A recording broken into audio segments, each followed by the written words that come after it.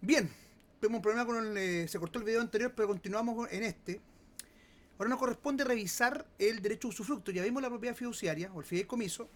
Por lo tanto, vamos al segundo derecho real limitado de goce, que es el usufructo. ¿Hay definición legal? Sí. ¿Qué es el derecho de usufructo?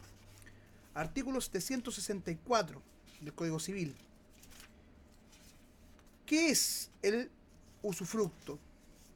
Dice: el derecho a usufructo es un derecho real que consiste en la facultad de gozar de una cosa con cargo de conservar su forma y sustancia y de restituirla a su dueño si la cosa no es fungible, o con cargo de volver igual cantidad y calidad del mismo género o pagar su valor si la cosa es fungible. Esta definición es larga, por lo tanto hay que tratar en lo posible de aprendérsela bien, porque dentro de la definición de usufructo está también la definición del cuasi usufructo. Por lo tanto, son dos instituciones que están relacionadas y que están definidas en un mismo cuerpo, en un mismo artículo. Vamos por partes. Es un derecho real que consiste en la facultad de gozar de una cosa con cargo de conservar su calidad y sustancia y de restituirle a su dueño si la cosa no es fungible, o con cargo de devolver igual cantidad y calidad del mismo género o pagar su valor si la cosa es fungible. Bien, vamos. Recuerden que la definición tiene dos hipótesis. Primero, es un derecho real, que consiste en la facultad de gozar de una cosa con cargo de conservar su calidad de sustancia y de restituirla a su dueño si la cosa no es fungible, o con cargo de devolver igual cantidad y calidad del mismo género o de pagar su valor si la cosa es fungible. Entonces, ¿cuáles son las dos hipótesis que hay acá? La primera es que yo deba devolver, restituir a su dueño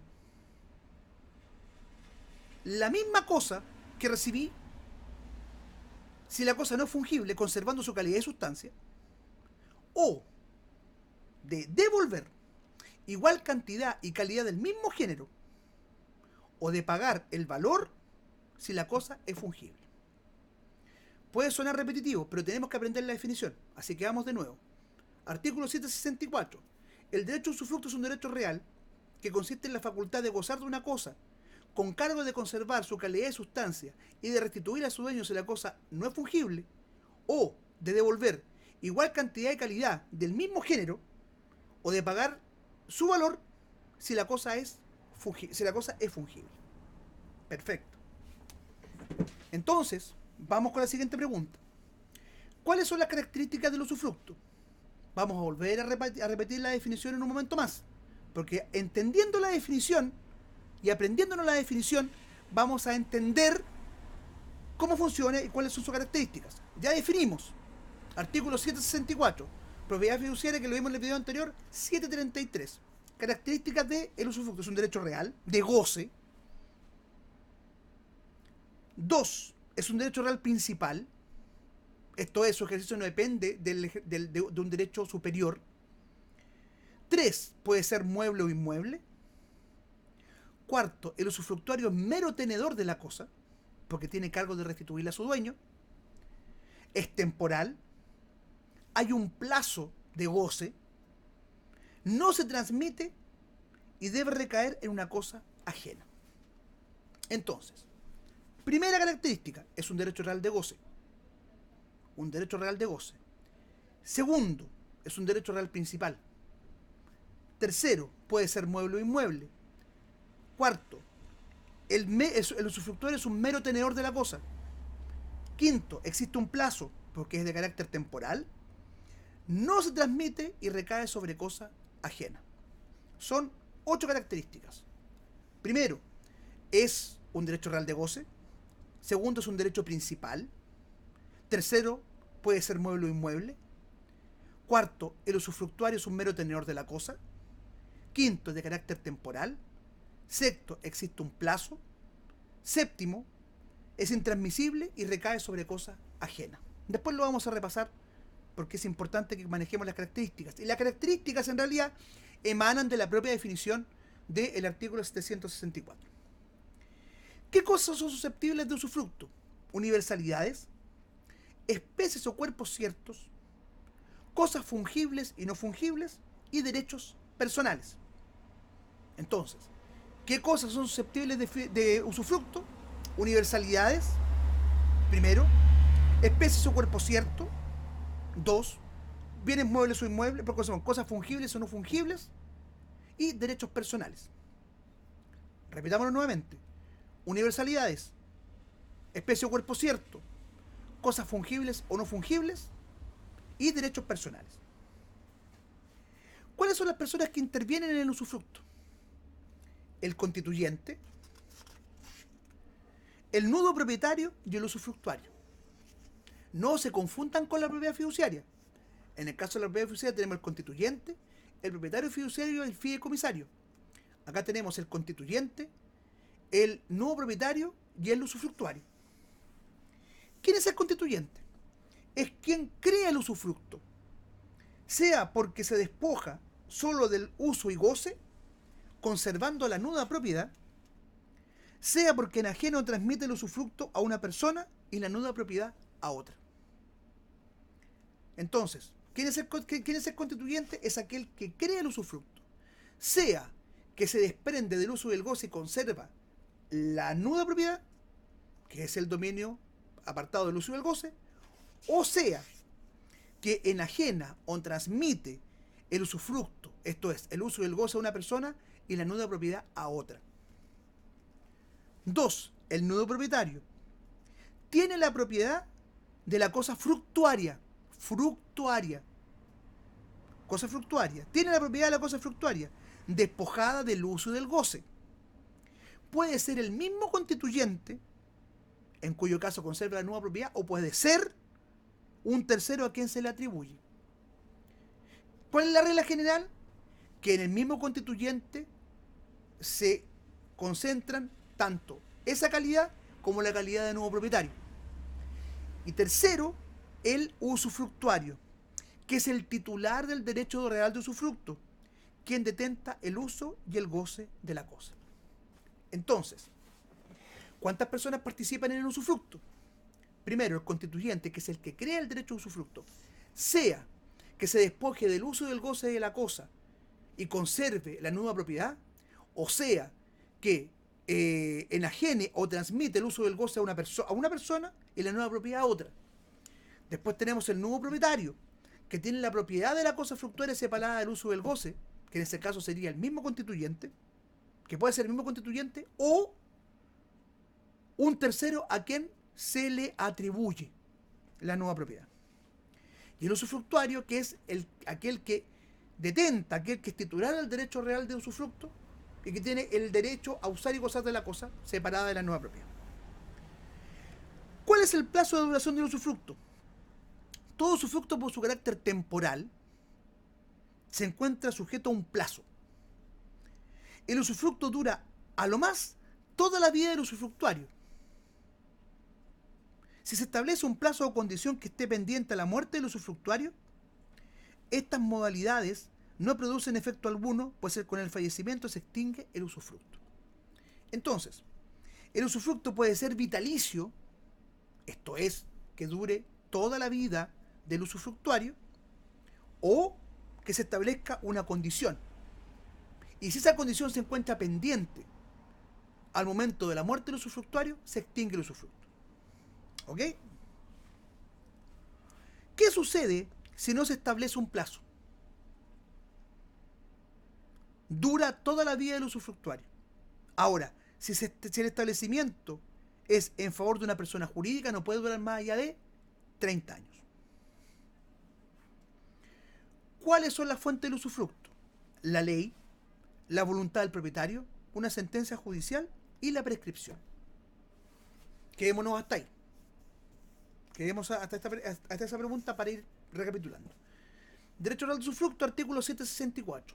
Es un derecho real que consiste en la facultad de gozar de una cosa con cargo de conservar su calidad y sustancia, y de restituirla a su dueño si la cosa no es fungible, o de devolver igual cantidad y calidad del mismo género, o de pagar su valor si la cosa es fungible. ¿Cuáles son las características del usufructo? Es un derecho real de goce, primero. En segundo lugar, es un derecho principal. Tercero, puede ser mueble o inmueble. Cuarto, contiene un plazo. Quinto, es temporal. Es intransmisible. El usufructuario es mero tenedor de la cosa. Y debe recaer sobre cosa ajena. Entonces, revisemos esto, porque esto de repente se nos puede olvidar. Primera característica, es un derecho real de goce. Segundo, es un derecho principal. Tercero, puede ser mueble o inmueble. Cuarto, el usufructuario es mero tenedor de la cosa. Quinto, es temporal. Sexto, contiene un plazo. Séptimo, es intransmisible. Y octavo, debe recaer sobre cosa ajena. Debe recaer sobre cosa ajena. ¿Qué cosas son susceptibles de usufructo? Primero, derechos personales, cosas fungibles o no fungibles, especie o cuerpo cierto y universalidades. ¿Qué personas intervienen? El constituyente, que es aquel que crea el usufructo, y sea que se despoje del uso del goce y conserve la nueva propiedad, o sea, que se despoje del uso del goce y se lo entregue a una persona y la nueva propiedad a otra persona.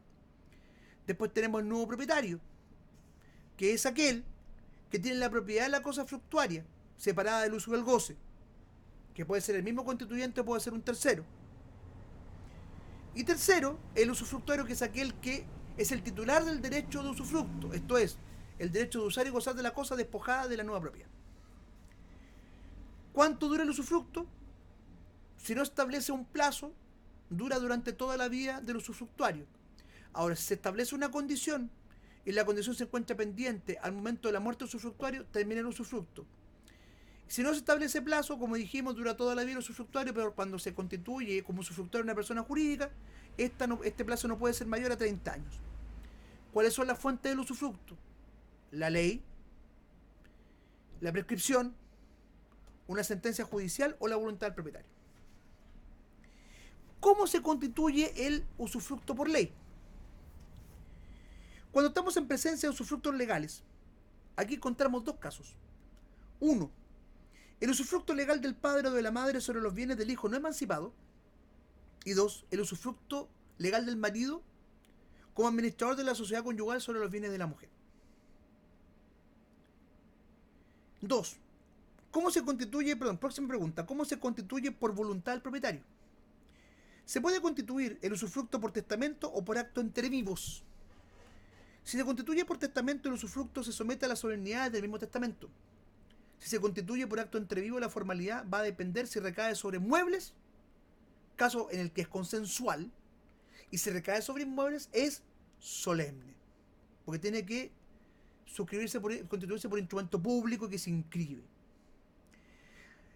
Dice, se ha discutido por la doctrina el rol de la inscripción. Algunos sostienen que cumple un doble rol, por una parte solemnidad y por la otra constituye la tradición del derecho real de usufructo. Para otros solo es la tradición del derecho real de usufructo, quedando perfecto el acto constitutivo por el solo perfeccionamiento del instrumento público. Y finalmente, ¿cómo se constituye por prescripción? Esta posibilidad se encuentra expresamente consagrada en la ley. No es muy frecuente, ya que lo usual es que quien posee una cosa lo haga con ánimo de señor y dueño, o dueño sobre el bien en su integridad. Sin embargo, podría tener aplicación cuando se constituye el usufructo sobre cosa ajena. Y finalmente, ¿cómo se constituye el usufructo por sentencia judicial? El juez que está conociendo de un juicio de alimentos podrá fijar o aprobar que la pensión alimenticia se impute total o parcialmente a un derecho de usufructo, uso o habitación sobre los bienes del alimentante. ¿Cuáles son los efectos del usufructo? El usufructo produce derechos y obligaciones tanto para el usufructuario como para el nuevo propietario. ¿Cuáles son los derechos del usufructuario? Que es aquel que es titular del derecho de usufructo. 1. Derecho a usar la cosa fructuaria. puede utilizar o servir de la cosa fructuaria sin que esto implique su destrucción o deterioro. Derecho a gozar de la cosa fructuaria, apropiarse de los frutos naturales y civiles de que la cosa produzca. 3. Administración. 4. Hipotecar el usufructo. 5. Arrendar o ceder.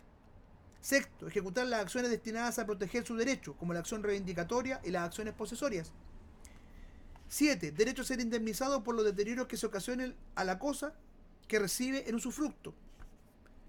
Y finalmente, derecho a retener la cosa fructuaria aunque haya expirado el usufructo, hasta que obtenga los pagos de las indemnizaciones y reembolsos previstos en la ley. Paremos ahí. Vamos para atrás. ¿Qué es el derecho real de usufructo?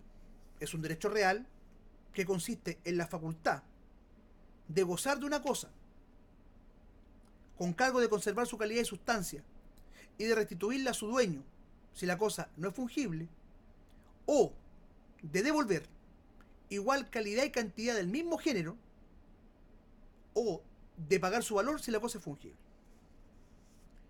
¿Cuáles son las características? Es un derecho real de goce, es un derecho principal, puede ser mueble o inmueble, el usufructuario es un mero tenedor. Quinto, es temporal.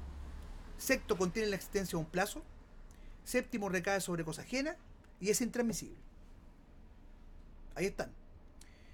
Cosas que son susceptibles de usufructo, universalidades jurídicas, cosas fungibles o no fungibles, especie o cuerpo cierto y derechos personales. ¿Qué personas intervienen? El constituyente, el nuevo propietario y el fideicomisario. ¿Quién es el constituyente? Es aquel que crea el usufructo y que conserva la nueva propiedad y se desprende del uso del goce, o que puede entregar el uso del goce a una persona y la nueva propiedad a otro. Segundo, el nuevo propietario, que es aquel que tiene la propiedad de la cosa fructuaria separada del uso del goce, que puede ser el constituyente o puede ser un tercero. Y el fideicomisario, el usufructuario, perdón, que es aquel que es el titular del derecho real de usufructo. Entonces, el derecho de usar y gozar de la cosa separada de la nueva propiedad. Plazo. Si no se ha establecido un plazo o una condición, se entiende que dura por toda la vida del usufructuario. Si la condición se encuentra pendiente al momento de su muerte, se extingue el usufructo. Ahora, si el usufructuario es una persona jurídica, no puede durar más allá de 30 años. ¿Cuáles son las fuentes del usufructo? La ley, la voluntad del propietario, una sentencia judicial y la prescripción. ¿Cómo se constituye por ley? Dos casos. El derecho a usufructo que tiene el padre respecto de los bienes del hijo no emancipado. El usufructo legal del padre o la madre respecto de los bienes del hijo no emancipado. Y el usufructo legal que tiene el marido respecto de la administración, en el caso de la administración de la sociedad conyugal respecto de los bienes de la mujer. Ejemplo de usufructo legal que se puede constituir a través de un acto entre vivos o a través de un testamento. Si se hace a través de un testamento, se debe cumplir con toda la solemnidad del testamento. Y si es un acto entre vivos, tiene que hacerse a través de un instrumento público. Acá está la discusión si la constitución del usufructo por instrumento público es por una parte una solemnidad, o si se trata de, aquí lo que tenemos que distinguir es si la constitución del usufructo es un acto consensual y la tradición es solemne, o si en realidad el usufructo es solemne. ¿Por qué razón? Porque para algunos la solemnidad es solo referente a la tradición. En cambio, para otros cumple un doble error, porque es solemnidad y es tradición. Y en este caso, también los que plantean lo contrario, plantean que el acto dice que el usufructo queda perfecto por el solo perfeccionamiento del instrumento público. Se basta con que el usufructo se constituya por un instrumento público para que sea perfecto. En cambio, otros plantean que si, por ejemplo, el usufructo recae sobre inmueble, se tiene que realizar la inscripción. ¿Cómo se constituye el usufructo por vía de prescripción? Cuando se constituye sobre cosa ajena. Y finalmente, ¿cómo se constituye el usufructo por sentencia judicial? Puede darse el caso que un juez, conociendo de una demanda de alimento, pueda constituir usufructo sobre los bienes del alimentante. Y que se imputen total o parcialmente, que conociendo de una demanda de alimentos, pueda aprobar que la pensión de alimentos se imputa total o parcialmente a un usufructo, uso o habitación. ¿Cuáles son los efectos del usufructo? Tenemos que distinguir tanto respecto del usufructuario como del nuevo propietario. Respecto al usufructuario, primero, el derecho a usar la cosa fructuaria, utilizarla sin que se provoque deterioro.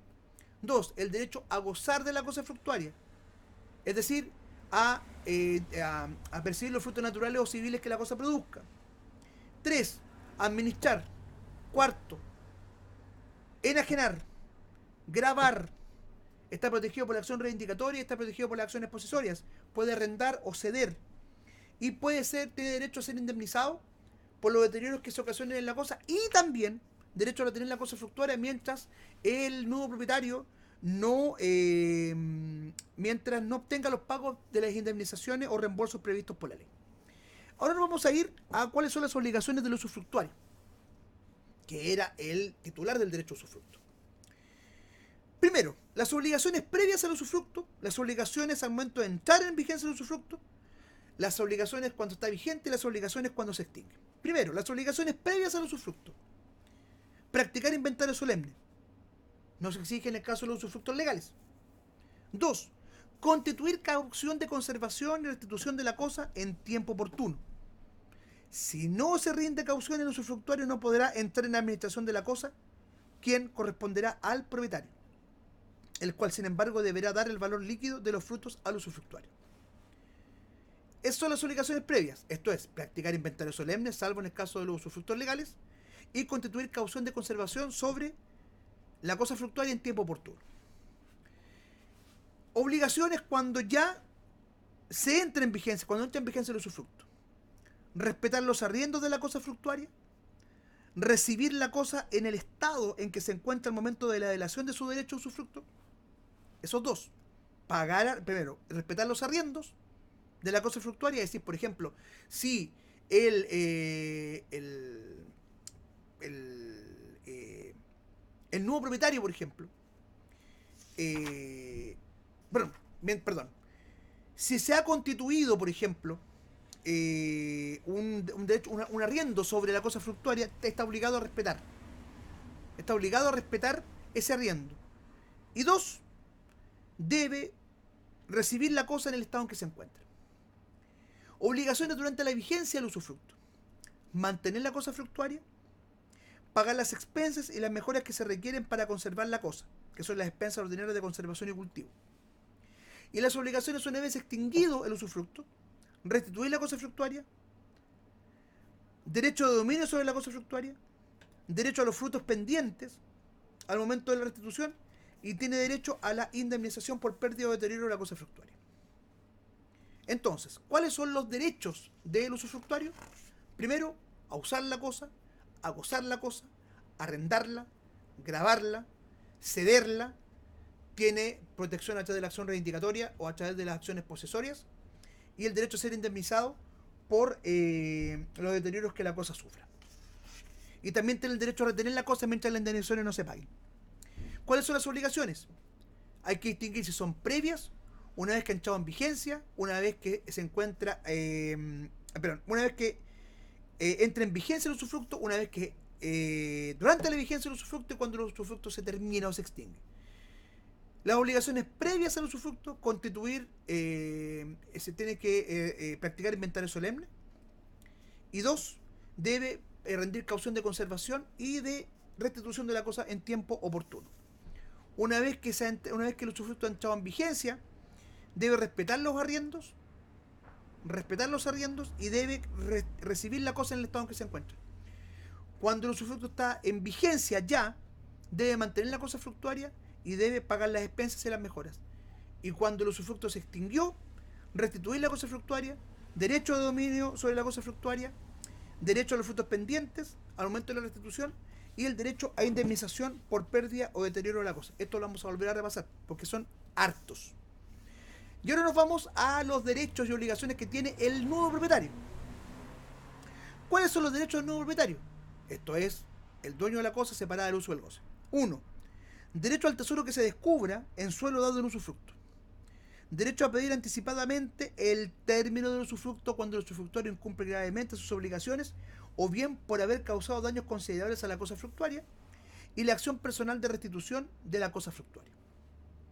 ¿Y qué obligación tiene? Se reduce al pago de las expensas extraordinarias mayores, es decir, aquellas que ocurren una vez en largos periodos de tiempo y concienden a la conservación y permanente utilidad de la cosa fructuaria. ¿Y cuáles son las causales de extinción del usufructo?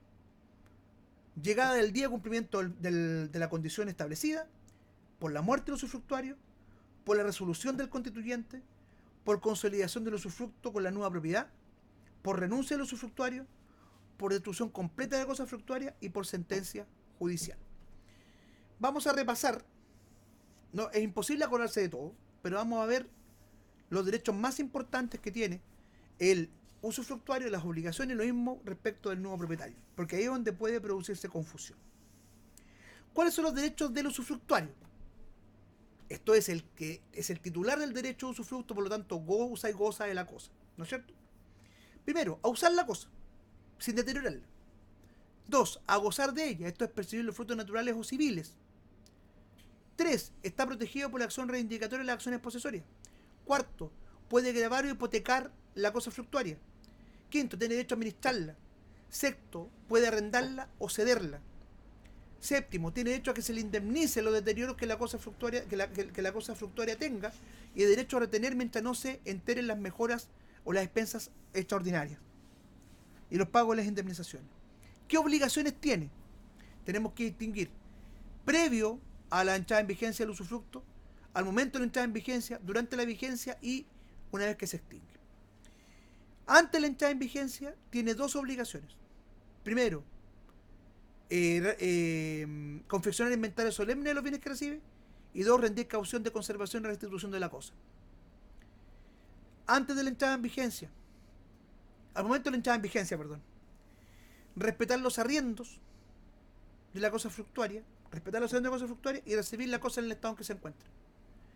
Durante la vigencia, tiene la obligación de mantener la cosa fructuaria, conservarla y pagar las expensas y las mejoras de conservación, las ordinarias de conservación y cultivo. Y una vez extinguido el usufructo, primero, debe restituir la cosa fructuaria, derecho de dominio sobre la cosa fructuaria, derecho a los frutos pendientes al momento de la restitución y derecho a la indemnización por pérdida o deterioro de la cosa. Entonces, ¿cuáles son los derechos que tiene? Las obligaciones que tiene al final. Debe respetar debe restituir la cosa fructuaria, restituir el dominio de la cosa fructuaria, tiene derecho tiene derecho a los frutos pendientes al momento de la restitución y tiene derecho a la indemnización por pérdida o deterioro de la cosa fructuaria.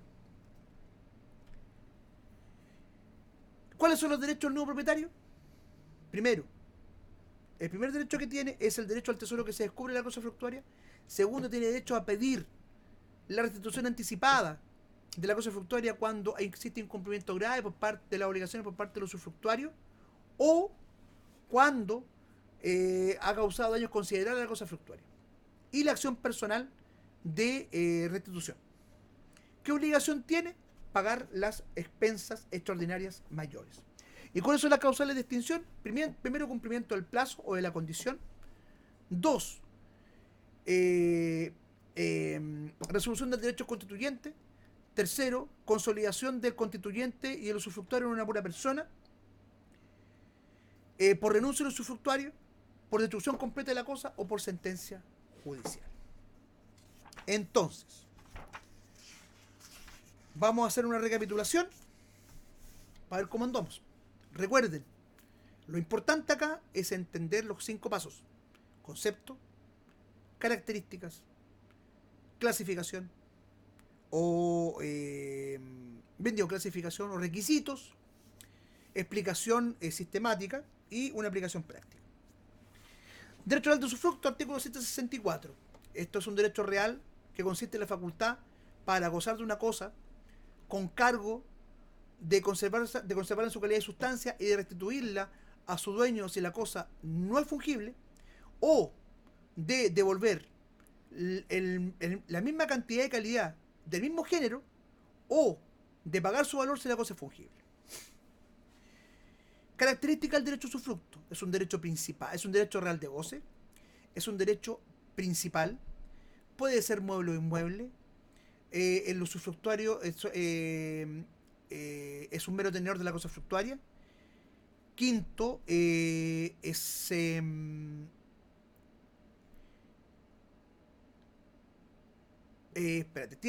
temporal, se establece un plazo, recae sobre cosa ajena y es intransmisible. Ahí está. Volvemos a recapitular.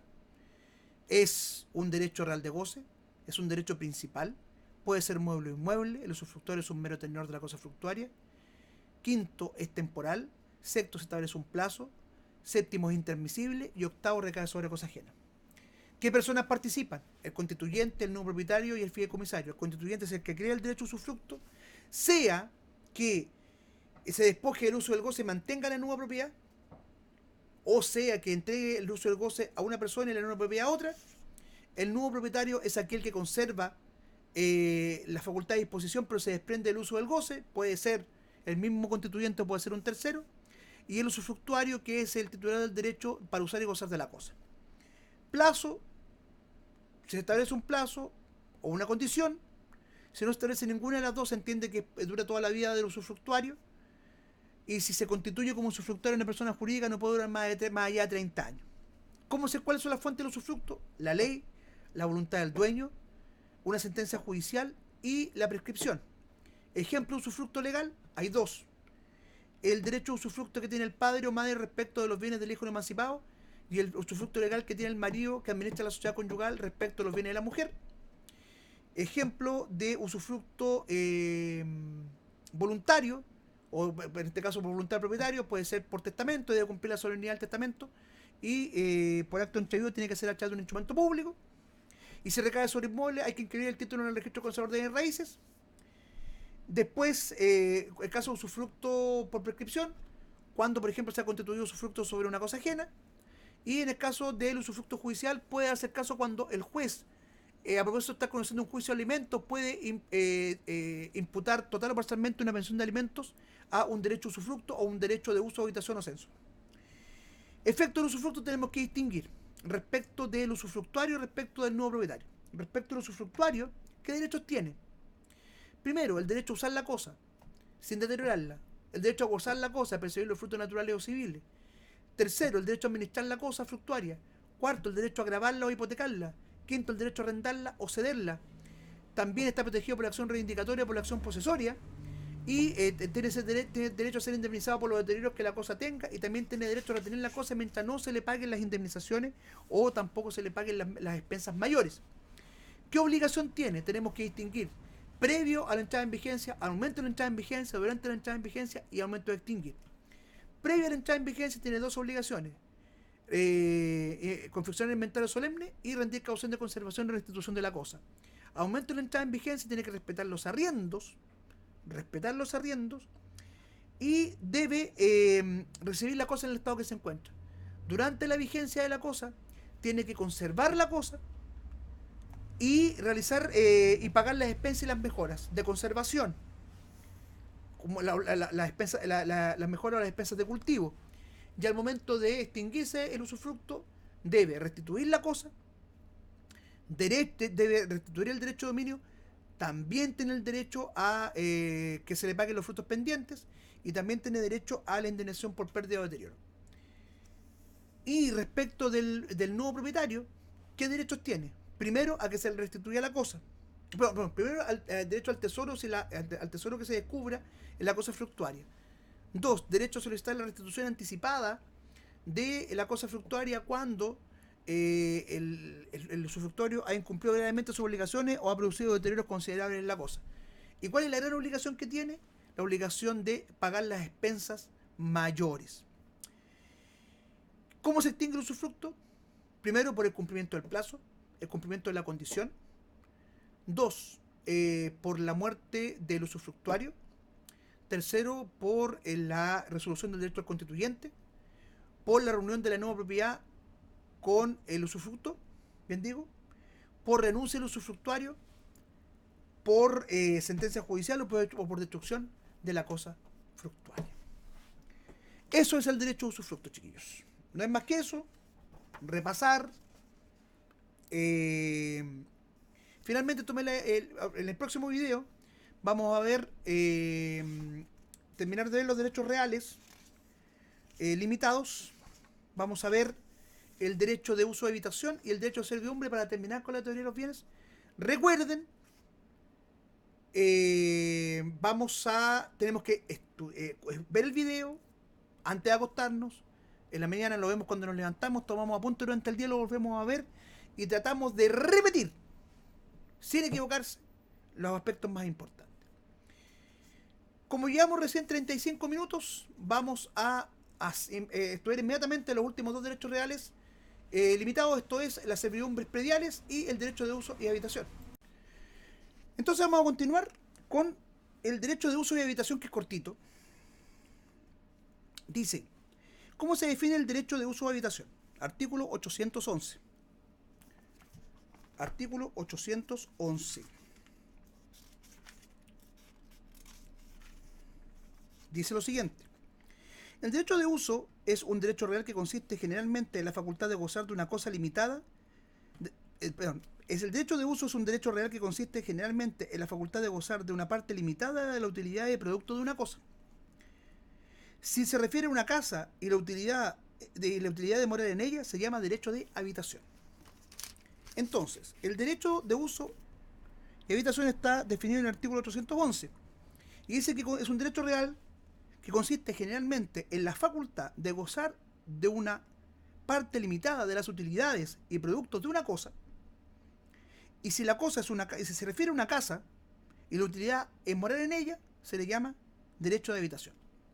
Entonces, el derecho de uso es un derecho real que consiste en la facultad de gozar de una parte limitada de las utilidades y productos de una cosa. Es el derecho real de uso y se le llamará derecho de habitación cuando recae sobre una casa y consiste en la facultad de vivir en ella. Y la utilidad consiste en morar en ella.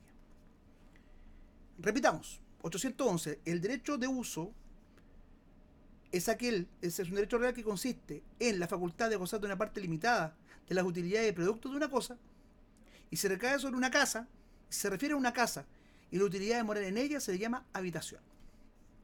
¿Cuáles son las características del derecho de uso o habitación? Es un derecho personalísimo, por lo tanto no se puede transmitir ni transferir. Pero no se puede transmitir, perdón. Es un derecho inembargable. Por regla general, el titular no tiene las obligaciones de hacer inventario ni constituir caución. Excepcionalmente, sí se exige en dos casos: al habitador y al usuario, si el uso se constituye sobre cosas que deben restituirse en especies. Básicamente, el uso o la habitación se limitan a las necesidades personales del usuario o habitador, y el usuario y habitador deben ejercitar su derecho con el cuidado de un buen padre de familia. Esto es cortito, así que vamos a repetirlo de la mejor manera posible. Derecho real de uso y habitación, 811. Es un derecho real que consiste en la facultad de gozar de una parte limitada de la utilidad y productos de una cosa, y si se refiere a una casa y la utilidad de vivir en ella, se le llama habitación. Características: es un derecho personalísimo, es un derecho inembargable. Por regla general, ni el usuario ni el habitador tienen obligación de confeccionar inventario ni de rendir caución de conservación, salvo en dos casos: cuando el usuario y el habitador, cuando estos derechos se constituyen sobre cosas que, perdón, excepcionalmente en dos casos, se exige inventario al habitador y al usuario si el uso se constituye sobre cosas que deban restituirse en especies. Básicamente, el uso y la habitación se limitan a las necesidades personales del usuario o del habitador, y el usuario y el habitador deben ejercitar dichos derechos como lo haría un buen padre de familia, con el cuidado de un buen padre de familia. Eso es el derecho real de uso de habitación, no es más que eso. Entonces, para entenderlo en sentido general, si nos llegan a preguntar ¿en qué consiste el derecho de uso y habitación? Primero, es un derecho real que consiste, por una parte, en la facultad de gozar de manera limitada de la utilidad de producto de una cosa, y si se refiere a una casa y a la utilidad de vivir en ella, se le denomina habitación. Eso es.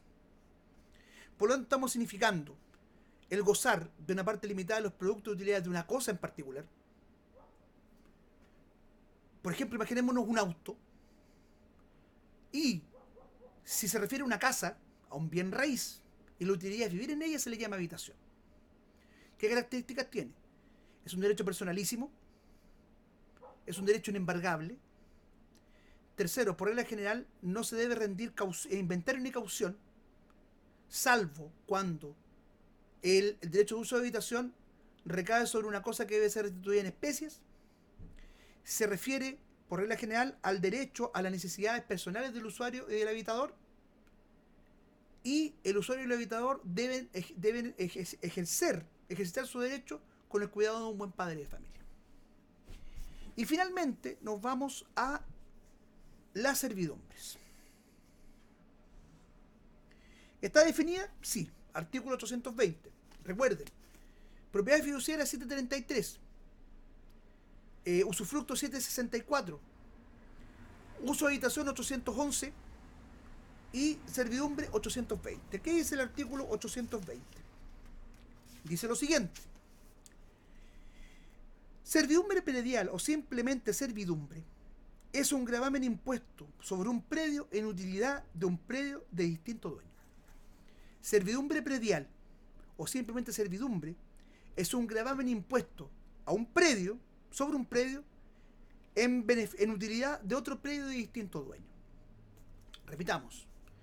Servidumbre predial o simplemente servidumbre es un gravamen que se impone a un predio, sobre un predio, es un gravamen impuesto sobre un predio en utilidad de otro predio de distinto dueño. Entonces estamos hablando de dos predios y estamos hablando de dos personas. ¿Cuáles son los elementos de la servidumbre? Predio dominante, predio sirviente, y la titularidad de los predios tiene que estar radicada en distintas personas. Entonces, ¿cuáles son los elementos de la servidumbre? Predio dominante, predio sirviente, y la propiedad de estos predios tienen que estar radicadas en personas distintas. ¿Por qué?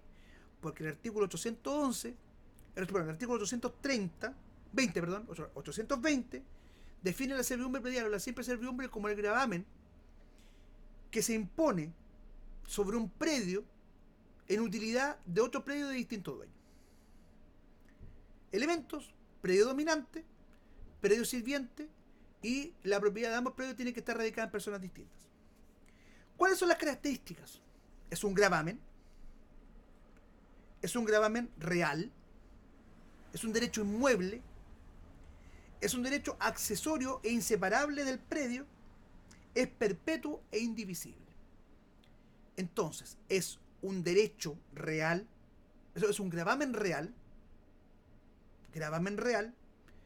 es un derecho inmueble, es un derecho accesorio inseparable del predio, perpetuo e indivisible. Veamos, vamos de nuevo. ¿Cuáles son las características del derecho de la servidumbre? Es un gravamen real, es accesorio e inseparable del predio, es indivisible y es perpetuo. Es un derecho inmueble, no hay que olvidarse. Derecho inmueble es un derecho real, pero un gravamen real es un derecho inmueble, es accesorio e inseparable del predio, es perpetuo y es indivisible. ¿Cómo se clasifican las servidumbres? Atendiendo a su origen. Servidumbres naturales, servidumbres legales y servidumbres voluntarias. Las servidumbres naturales son las que provienen de la naturaleza, situación de los lugares, de la natural situación de los lugares, perdón. Las servidumbres naturales son aquellas que surgen o que provienen de las naturales situaciones de los lugares.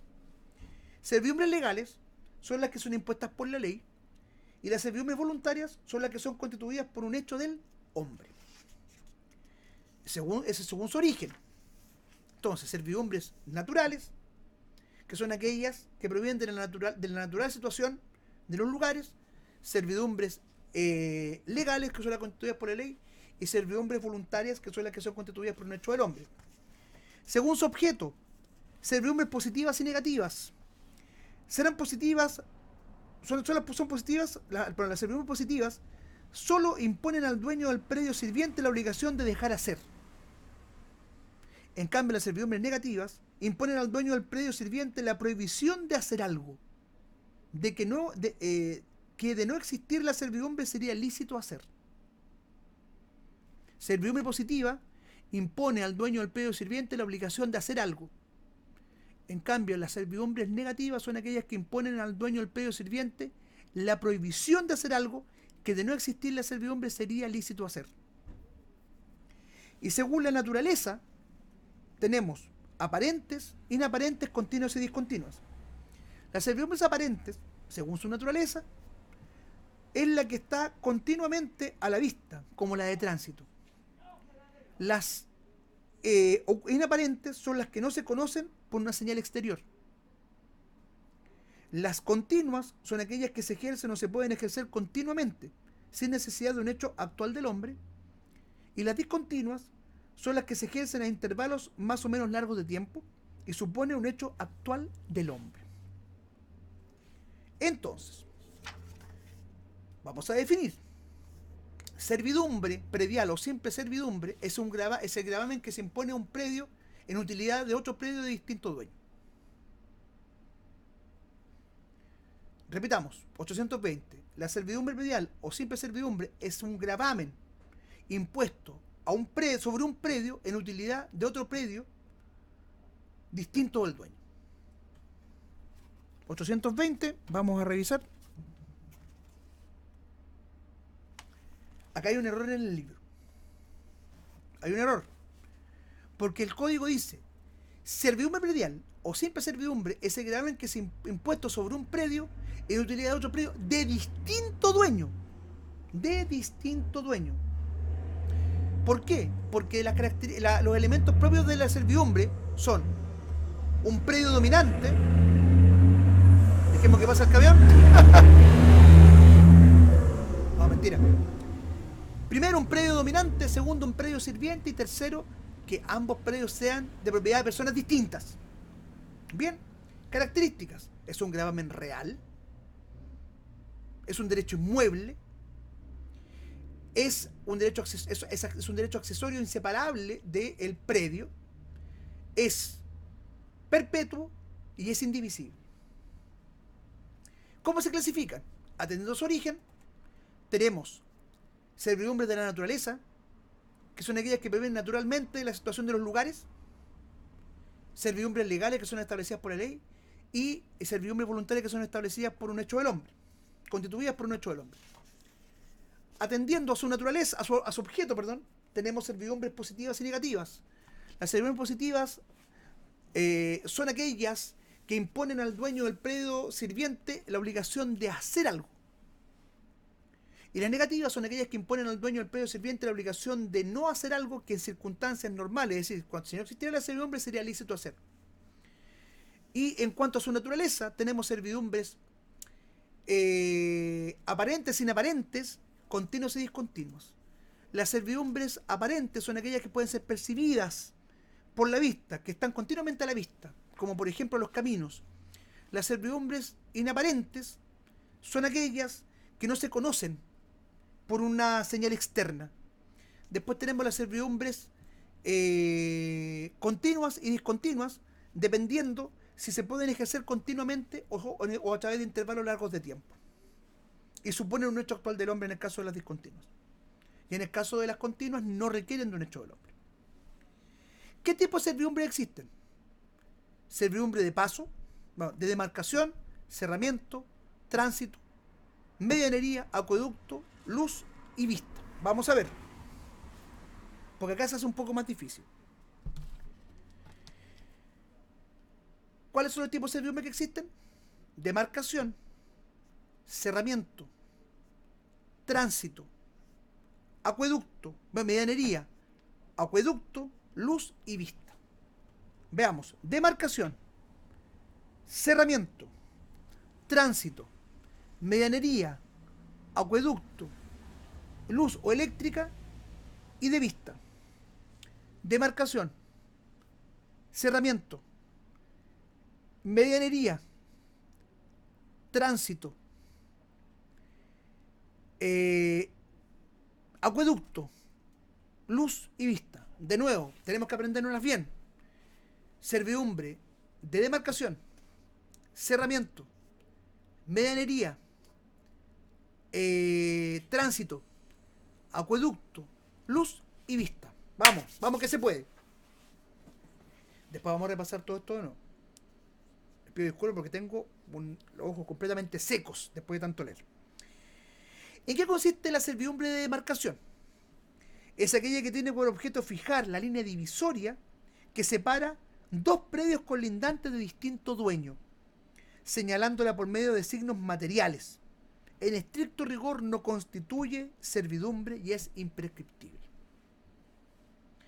¿Qué es lo que es la servidumbre de demarcación? Es aquella que tiene como función delimitar, fijar la línea divisoria entre dos predios de distinto dueño, dos predios colindantes de distinto dueño, señalándola por medio de signos materiales llamados hitos o mojones, para que ustedes sepan. De nuevo, primera servidumbre, demarcación, es aquella que tiene por objeto fijar la línea divisoria entre dos predios colindantes de distintos dueños, mediante signos, o mojones o hitos. Bien, no es una servidumbre propiamente tal. ¿Por qué? Porque aquí no existe un gravamen sobre ninguno de los dos predios, sino que estamos significando que esta servidumbre, la función que cumple, es señalar cuál es el punto divisorio entre dos predios de dueños distintos a través de signos externos, a través de medios o signos materiales. Después tenemos la servidumbre de cerramiento, que es la facultad que tiene todo propietario de cerrar y cercar su predio. El nombre lo indica. Tampoco es servidumbre y es imprescriptible. La primera, demarcación, señala la línea divisoria entre dos predios colindantes de distintos dueños.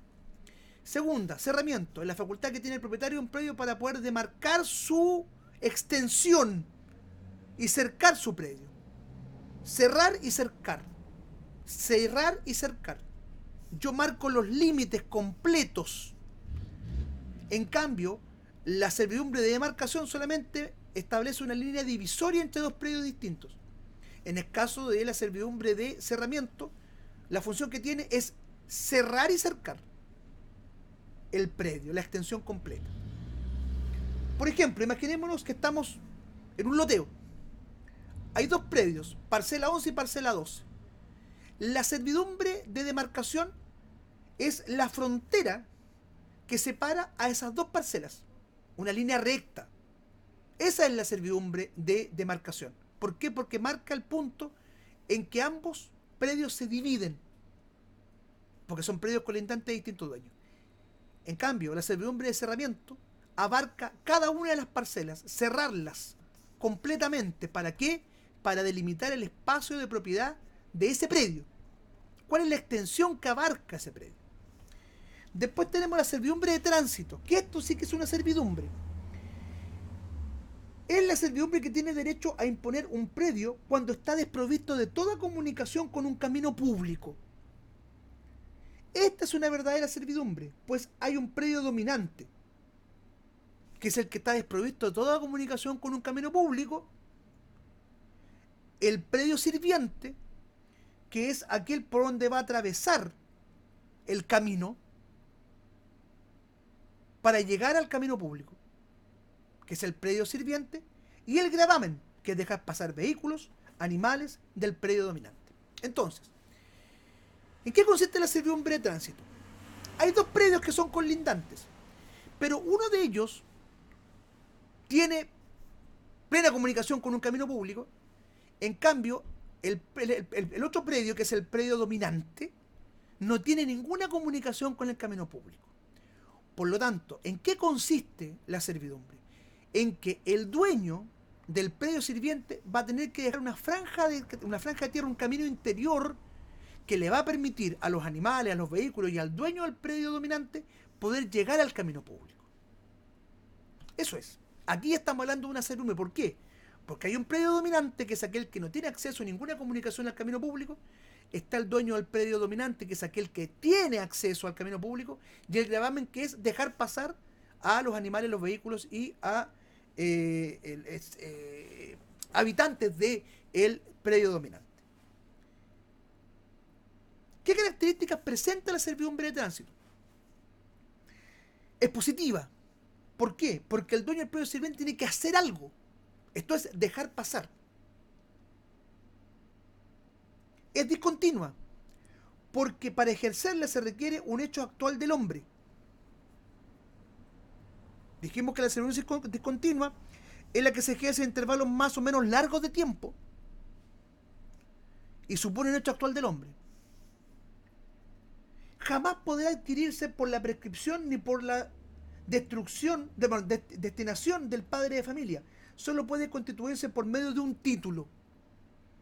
Y es aparente o inaparente. Esto es, puede estar continuamente a la vista o no se conoce por una señal exterior.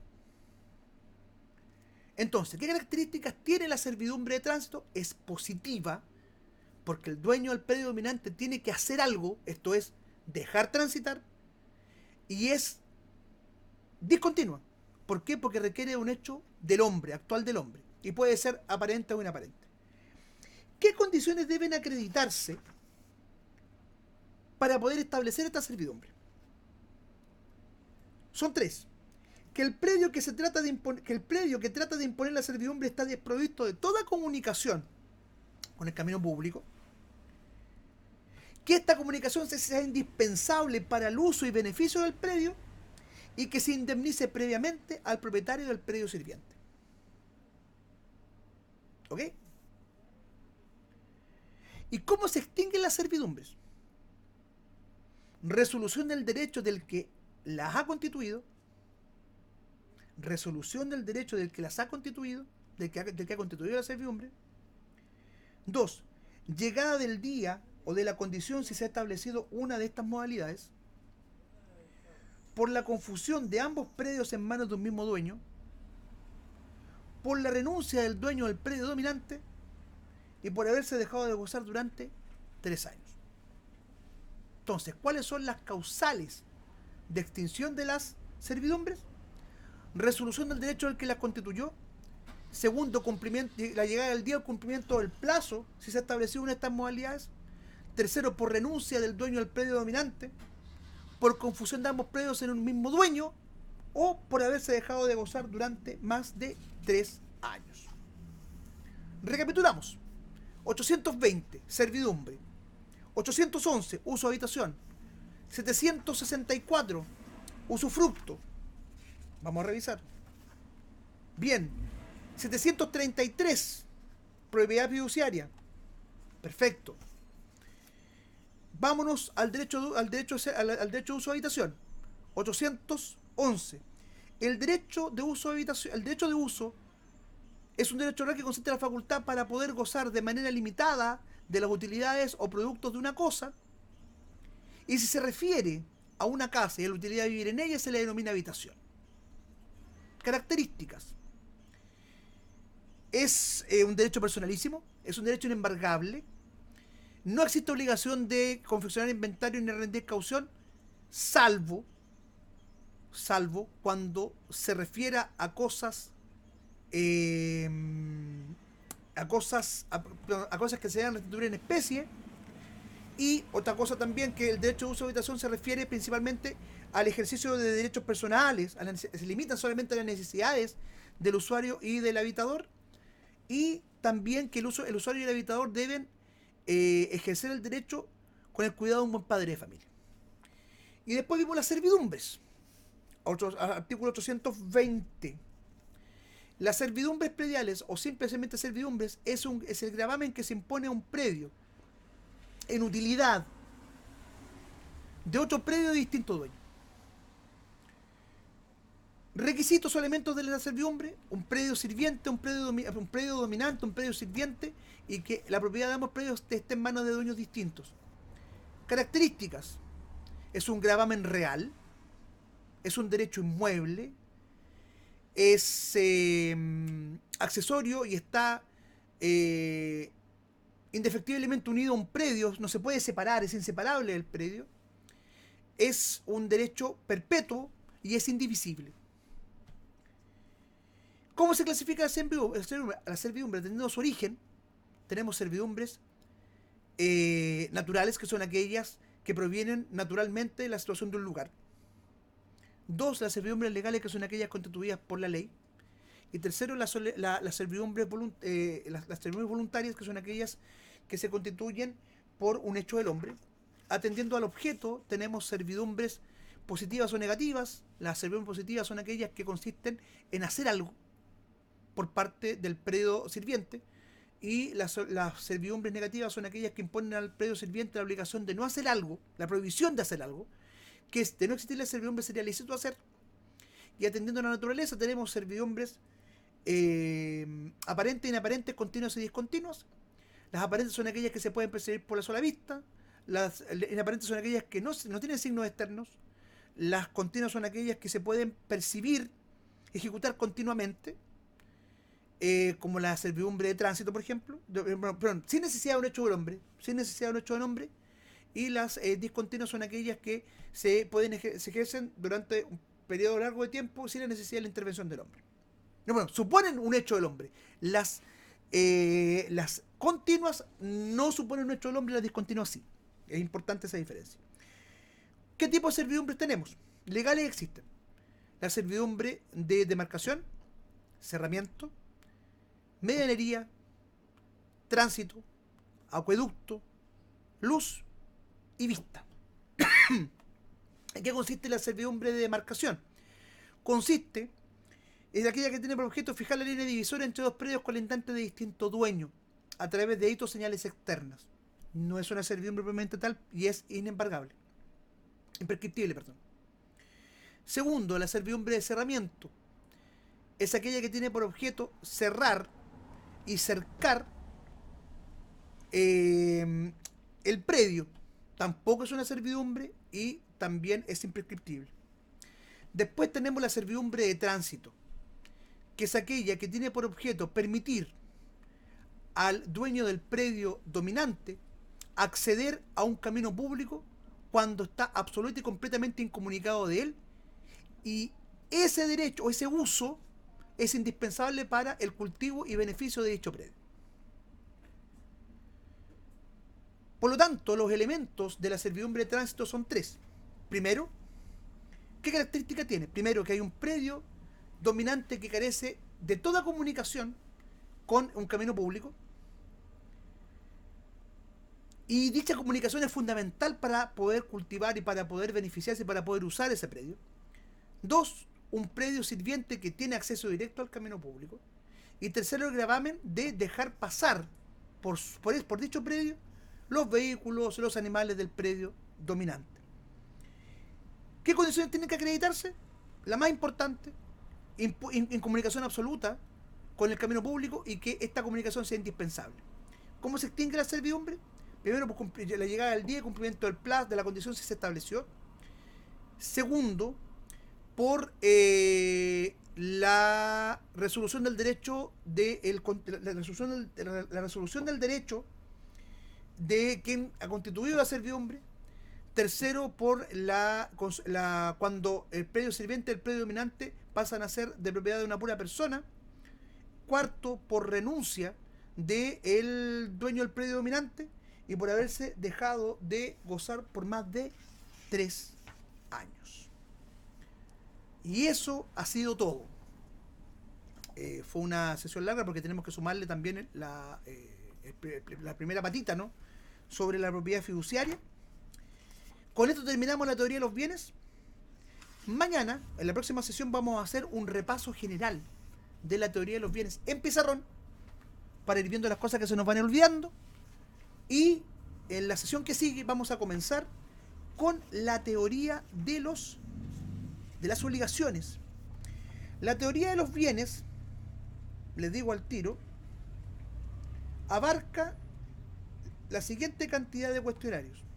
De la interrogación 21 a la 39. Por lo tanto, son 18 cuestionarios. Y eso es lo que vamos a repasar en la sesión que sigue. Les recuerdo, estas tutorías son absolutamente voluntarias y ad honorem. Por lo tanto, la mejor manera que tienen para podernos apoyar es a través de su suscripción. Les quiero agradecer el tiempo, la paciencia. Las equivocaciones se enmiendan hasta antes del examen de grado. Como siempre les recomiendo, curso de preparación de examen de grado de Christopher Fernández de la Cuadra y Carlos López Díaz, editorial Ediciones Jurídicas El Jurista. Está disponible actualmente en librotecnia.cl. 47.000 y fracción, te llega a la casa, absolutamente conveniente y fundamental para preparar el examen de grado.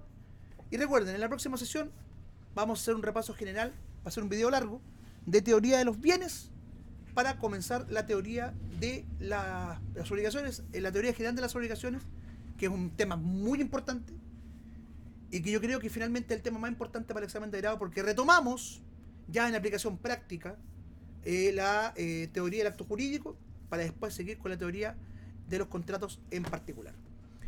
Les acompañó Gonzalo Clensen, alumno egresado de la Escuela de Derecho de la Universidad del Alba C de Chillán. Agradecido, chiquillos, que tengan una excelente jornada y nos vemos pronto en una nueva sesión de tutorías solidarias, donde pueden preparar tu examen de grado libre de estrés y absolutamente gratis. Un abrazo, chao.